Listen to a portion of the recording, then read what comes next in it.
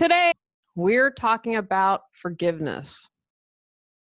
Who do you need to forgive? Are you able to forgive easily, or do you hold on to grudges? Would you like to have peace of mind? Learn how to clear some spiritual clutter as we continue our month focusing on 10-minute decluttering tips. Does your clutter own you? On Clear Your Clutter Inside and Out, we'll teach you how to become aware of your clutter along with action steps to declutter and create the life you desire. Come on, let's get started. Today's episode was inspired because I think this is something we can all work on.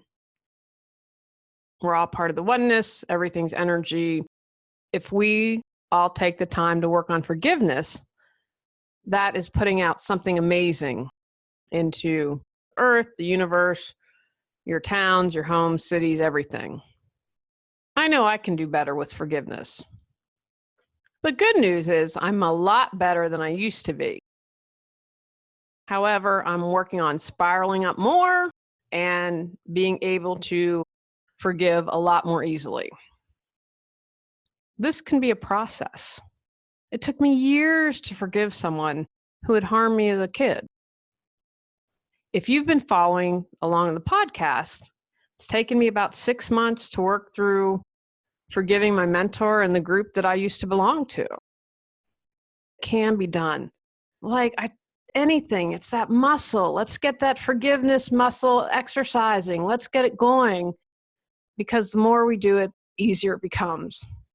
Here is a great quote, if you haven't heard this before, and I couldn't find it. It was attributed to a couple different people, so I'm not sure who it belongs to, but here it is. Not forgiving someone is like drinking poison and expecting the other person to die. That's a really profound quote if you think about it, because it affects you. What others do and say is about them. How you respond is about you. So let's take care of you, because when you forgive, I believe everyone benefits, but it benefits you. I'm going to encourage you to try and forgive one person this week. Really easy assignment, guys. We can do this.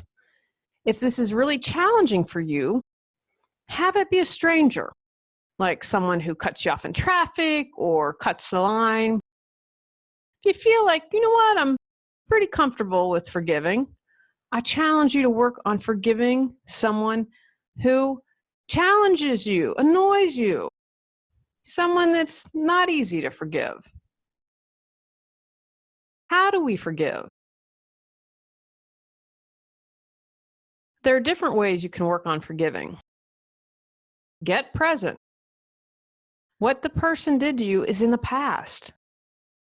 What action can you take right now to move forward? Maybe you never fully expressed to the person how they hurt you. Maybe you never fully acknowledged your emotions. Take that action now to move forward. Get a larger perspective. Having a spiritual practice has helped me immensely. Some people are here to teach you. They have certain parts to play in your life. Maybe you played a part for them in another life for another timeline. Maybe you have some karma to clear up. That might be weird for some of you, but for some of you, it may help. I'm working with this guy named Matt Andrews. I interviewed Matt a couple years ago. He's awesome. He does something called light language, and he really got to the point quickly with me. He said, "You're not a victim here. Your mentor gave you a gift by teaching you to own your truth, to come into your power. When you own your truth and own what is right for you and make those decisions, that empowers you instead of having teacher worship." And you know what? He's right. And that helped get me out of being a victim. When you forgive someone, that supports you in getting out of feeling and acting like a victim. What can you learn? kind of with having that larger perspective. I believe I create my reality. What can not forgiving this person teach you? What can you better understand about yourself? I had to understand, sadly at my age, that I was allowing others to have too much influence over me. I shouldn't be embarrassed. Part of me is. But I now realize it and I've made changes. Have a spiritual practice. Reconnecting to my spiritual practice many times helps me see that most stuff is really not a big deal. Someone cut you off in traffic, or you can remember that for 10 years from now. And you can forgive the big stuff. I've forgiven big stuff. I remember seeing ages ago a woman on Oprah who was able to forgive a man who had killed her. It was son or daughter, and I believe he was a drunk driver. I couldn't even imagine that at the time. I couldn't. Now I have a better understanding. I have a better idea. She needed to achieve peace. She needed to forgive him. Breathe. Just breathe. Someone's hurt you, made you angry in the moment, they need to forgive. Just stop. Take a couple deep breaths. Get centered. Do some deep breaths and work on letting go.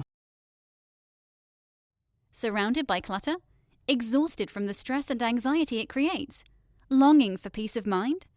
Go to reawakenyourbrilliance.com to learn how Julie Coraccio can assist you. Remember, we're all spiritual beings living in a human body. Someone said to me, how would God see this person? Well, of course, God or the universe would love them. Can I rise above my humanness to see that point of view, to see the goodness in everyone, to see that everyone is loved? Take responsibility. What part did you have to play? If I'm honest, I wanted to leave my mentor probably about 6 or 7 months before I actually did. I was angry with myself for not doing it. I have to own that. What can you own? I saw this from Wayne Dyer somewhere, and he said, stop looking for occasions to be offended. I love this. He said to become a person who refuses to be offended. You get to choose whether or not you become offended. Let me say that again. You get to choose whether or not you become offended. Look to social media if you want to find people who are way easily offended. I have a friend that I am convinced looks daily, if not hourly, for how she can be offended. Everyone who posts on her walls has very narrow-minded views like she does. It doesn't matter if we were in agreement with views, because I know people on all sides of the spectrum who are narrow-minded. They're right and no one else is, end of story. However, she looks to start fights on other people's walls because it's happened on mine. She doesn't argue well, and she gets shut down pretty quickly. Instead of dealing with her pain, she wants to feel anger at others. She doesn't want to forgive. She doesn't want to forgive the husband that cheated on her. That's affecting her. He's moved on. It takes less energy to love and forgive than to hate and be angry. Have gratitude. I really felt I've made incredible strides in forgiving my mentor. One of the things I've done is to find gratitude for her, and this has really helped me. And so when I'm stuck in forgiving someone, I look for the gratitude and how they support me. When someone cuts me off to speed ahead of me, I say, well, they will be the chase car for the cop. Surround yourself with pink light, golden light, white light, whatever feels good for you. Ask that light to release your forgiveness. I also believe in blowing up someone in a rose. That's what I was taught on my first class I ever took. So the rose is a universal symbol of love. So I put someone in a rose and I blow them up. So I'm doing no harm. And then I return the energy, because everything's energy. It's never created or destroyed. And I return that energy to be reused somewhere else in the universe. It really helps me to do something energetic, something physical that's tangible. Send the person unconditional love. Open your heart.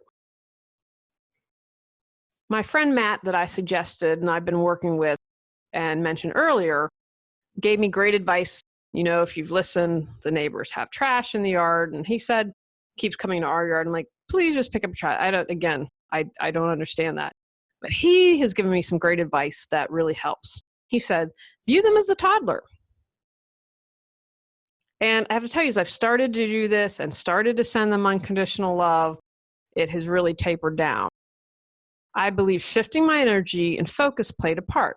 Maybe not, but that's what I choose to believe. When he told me to view them as toddlers, that was a really great analogy. You wouldn't get bent out of shape at a toddler, would you? He also likened it to a way to have power. If you have to find power by not picking up trash, how can I feel anything but sorry for you? How can I not have sympathy for that?